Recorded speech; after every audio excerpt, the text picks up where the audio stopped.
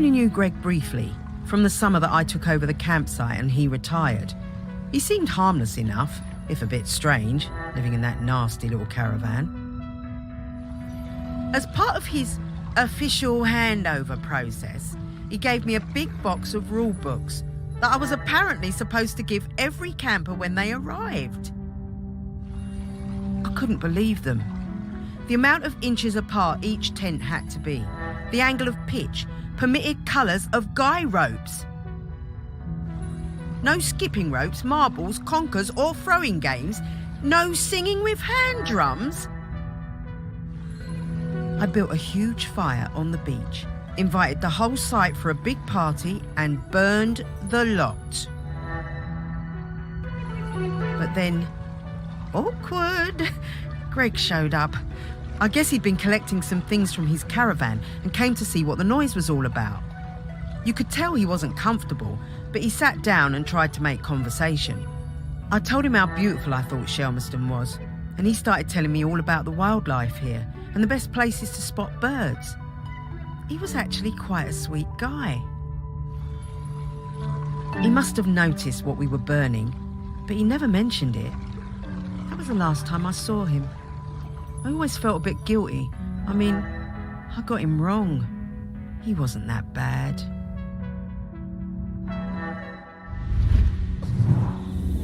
Well, it's a good thing she kept one of them. It must be around here somewhere.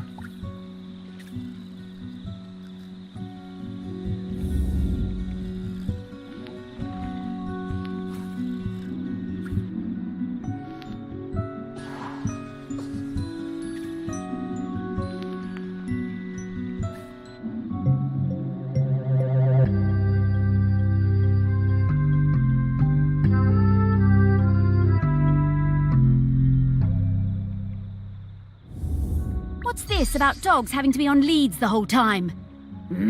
Outrageous.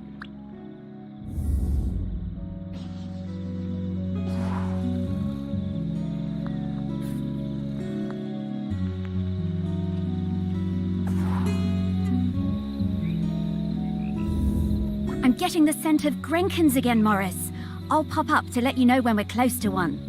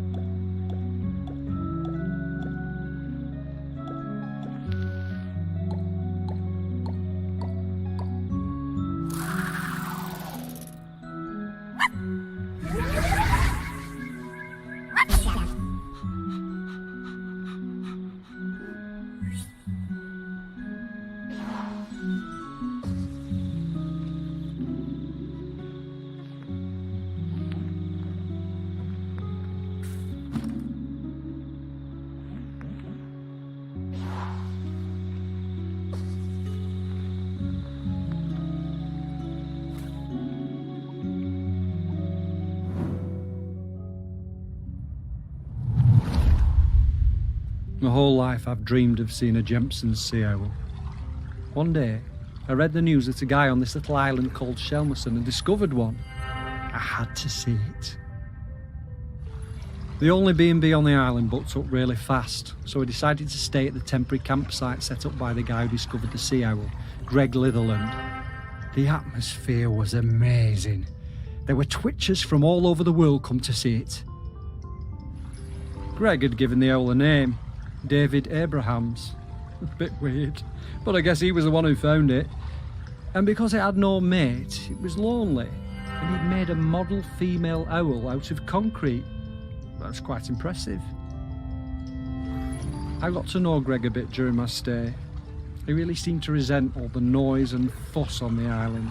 His island, as he thought of it. And the irony was that he was the one who'd got everyone excited about coming to Shelmerston. Greg told us he'd take us up in groups to the owl's nest site, but I snuck up early with my camera. It saw me and it flew off hooting and I didn't get a picture. I was gutted. I had to make do with a picture of the model. It wasn't the same.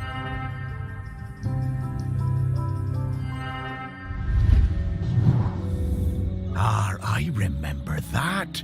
All those bird watchers suddenly arriving and nowhere for them to stay.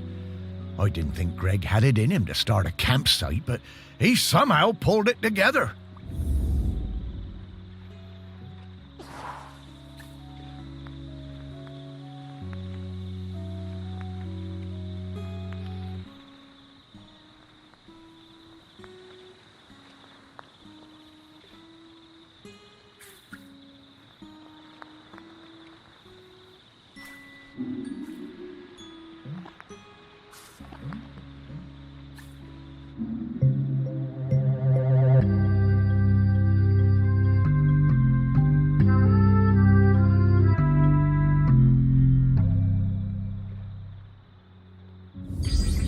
Oh, poor old David Abrahams.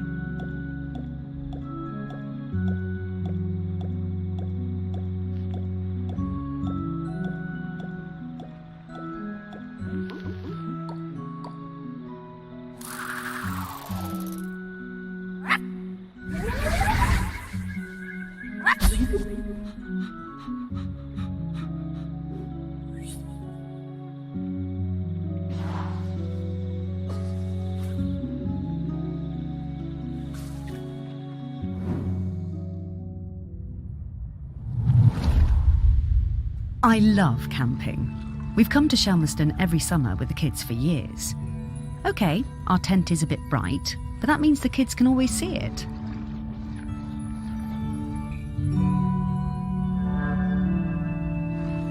Greg seemed angry about everything this year. He told us our tent was outside of the regulation colours, and being around the kids seemed to really upset him. But they were only being kids, just running around playing. Greg was blowing that bloody whistle every... One day, Greg confiscated my little one's kite. He was terrifying. We still sometimes get nightmares about it. I had to do something. When I saw Greg put the whistle down, I pinched it and took out the pea. You know, the thing that makes the noise. I threw that pea somewhere Greg would never find it. You should have seen his face when he blew his whistle and nothing happened.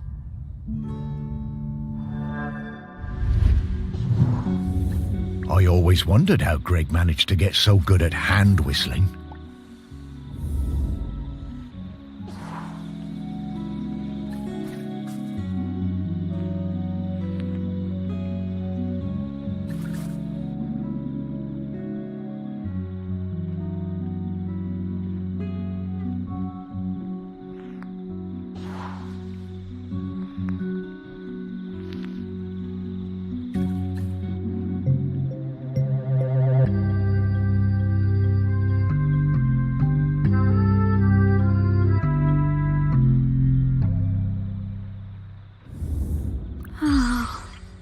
The smell of rabbit poo.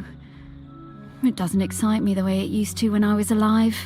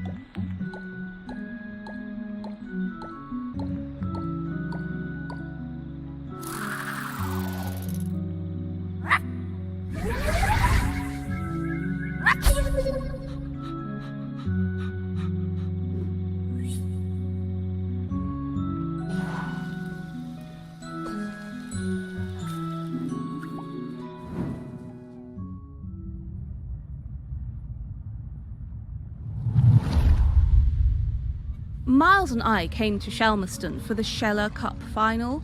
Miles was the world champion for ages.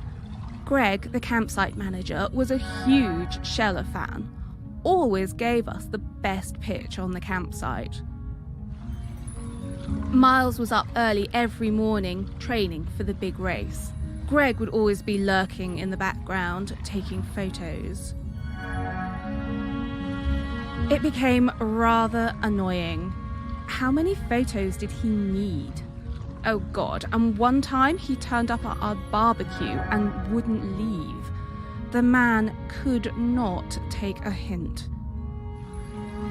So, race day arrives and Greg is there with his camera, of course, getting in everyone's way.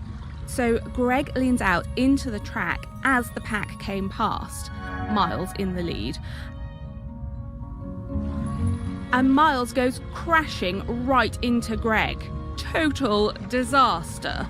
Miles goes down and Kwasi flies past him to win the race. Miles was absolutely gutted. He definitely would have won it. Later that night, all us Shellers were on our way back from the pub and we heard Greg outside his caravan, just sat by himself, crying. Miles, he was such a good sport, went over and spoke to him, invited him over to our camp for a drink. So then Greg came back and hung out with us, brought his camera and showed us all his Sheller race photos. You know, that guy was actually a pretty great photographer. By the end of the night, Miles had forgiven him. Miles was good like that.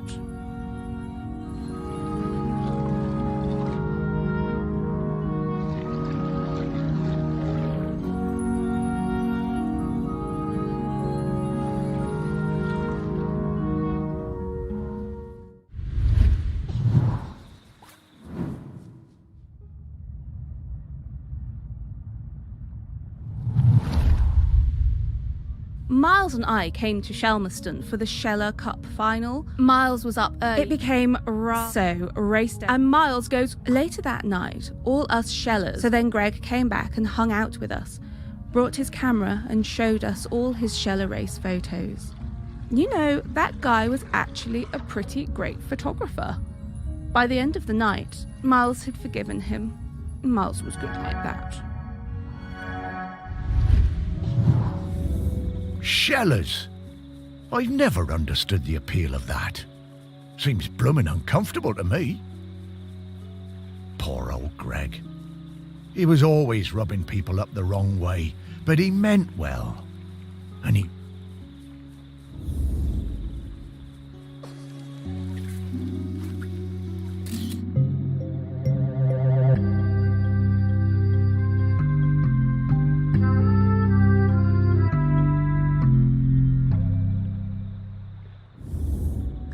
I wish we could use this. I am a very photogenic dog, you know.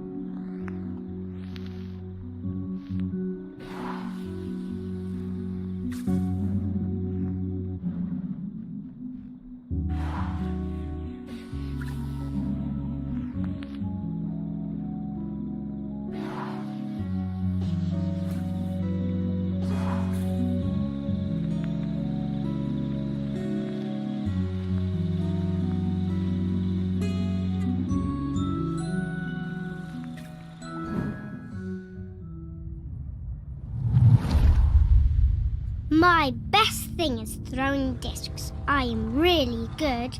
I like playing with Dan and Toddler.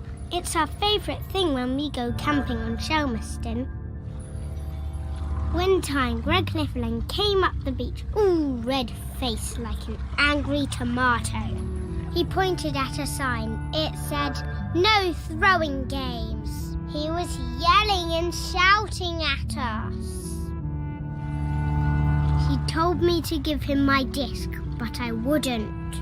I threw it high up into the air, and it went bang into a massive bird. Then the bird fell into the sea. I felt so awful. I never meant to hurt the bird. The whole thing was terrible. Mr. Litherland was screaming. He waded into the sea, picked up that bird and carried it back to the beach. He was crying and crying. I'm sorry, Mr. Litherland. Oh, Greg. Poor guy. Oh, and that poor bird. I guess that explains why he was always so prickly.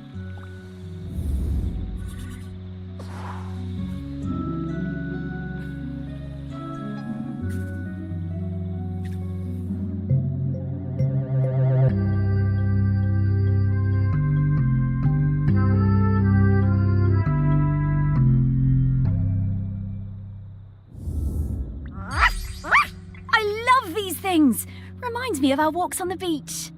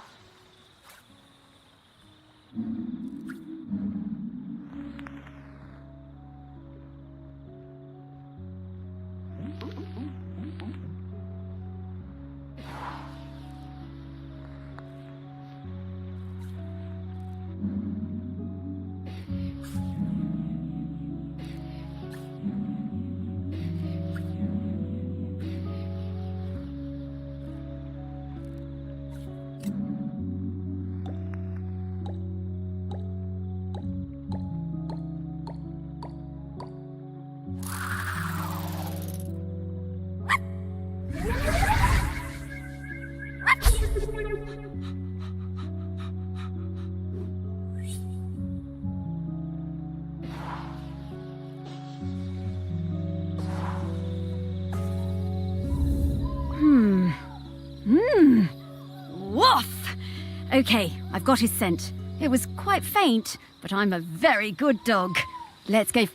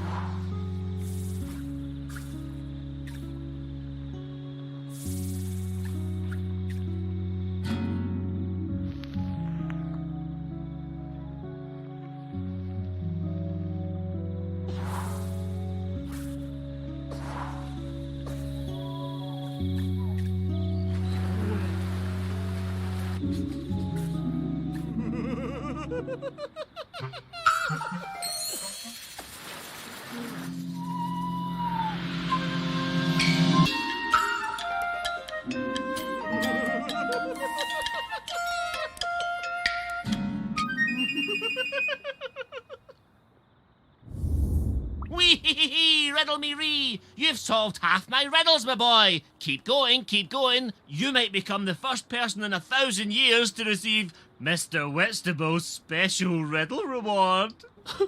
Oh, wow! Okay, Mr. Whitstable, we'll keep at it. Why?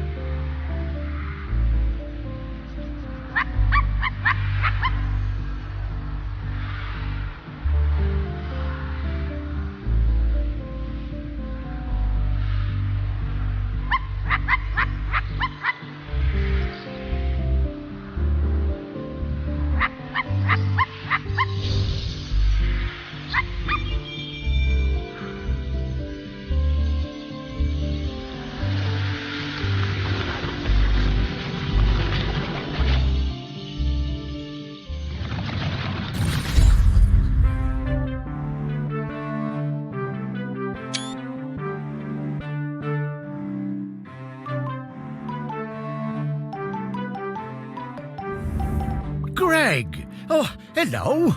Morris, what are you doing here? Oh, hello there, pup. Hi, Greg. You can talk now. Rather prefer my animals when they don't talk. Yeah, Greg, we need to ask you, would you be interested in being the next island custodian? It's a very important job. Oh, no, absolutely not. This is your mess, and you can sort it out. My mess?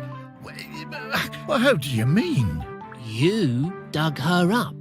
I warned you, and I warned you when we were still alive that those archaeological digs were a bad idea. And now we know exactly how bad. Well, now hold on, Greg. That's not how that works. Oh, isn't it, talking dog? 3,000 years, no eruptions.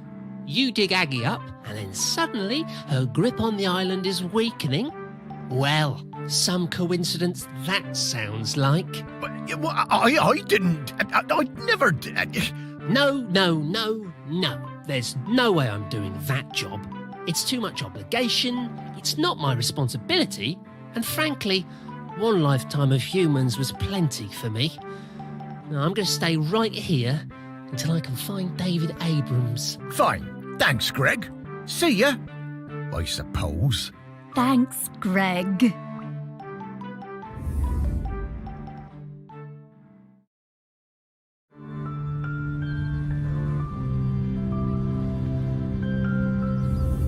It's not looking good, is it, old girl? Don't worry, Morris. I hate it when you worry. It makes me nervous. He's waiting for David Abrams. I guess I'm like him in that way. The most important person in my life wasn't technically a person, more like an island. Yes, the island. This island. A whole island's worth of people and stories. Not like Greg at all. Everyone loves you. Really? Well, loved me, perhaps, past tense. No, they still do. And there's one more person who loves you we need to talk to. Our last prospect.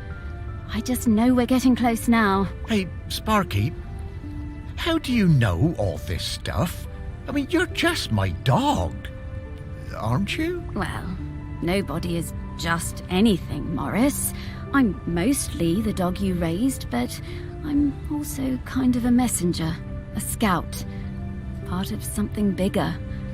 Aggie sent me to help guide you. Aggie sent you? No time to explain, Morris. We have to get to the last prospect. Well, however it came to be, I'm glad I get to spend more time with you, old friend. So am I, Morris.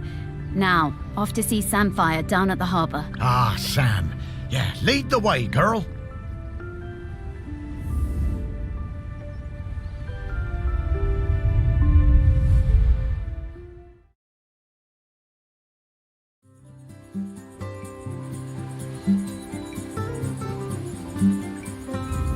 Ah, the harbour. I always loved watching the boats come in and out. Never did get around to expanding the fishing exhibit, did I? You remember coming down here with me? I'd have liked it better if you'd have let me swim. I love your confidence, Sparky. But you always thought yourself a bigger dog than you actually were. Oh. Lots more boats than there used to be, though, aren't there? Certainly are. Shelmerston got busy. Though this is busier than even I remember. Say, how long have we been doing this search? Oh, I don't know, Morris. Once you're dead, time seems to be a bit less important. Does it? Oh, I don't know. I suppose it seems a bit galling that time and everything else keeps moving even though I've stopped. Makes a man feel unimportant. Oh, you're not unimportant, Morris. You're saving the island. And to do that, we better go find some people who remember Samphire. Yes, Sam surely understands the feeling of watching everything change. Fishfolk live for, what, 200 years? That's no small amount of change. Not volcano change, though, Morris. And that's what we need to avoid. Off we go!